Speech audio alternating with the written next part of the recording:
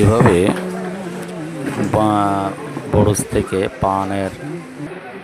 থেকে পান তুলে এনে চাষিরা প্রথমে 40টাই এক গোছ বলে এবং 80টাই এক পণ। এভাবে কলার পাতা এপাশ ওপাশে দিয়ে কলা গাছে থেকে আঁশ উঠায় ওটাকে বেঁধে প্রথমে সুন্দর করে রোজ করে বাজারে এনে বিক্রি করে এবং বিক্রি করার দৃশ্যগুলো কিন্তু আমি আপনাদের আগে দেখিয়েছি। যদি আপনারা আবার দেখতে চান আপনাদের দেখাতে পারি।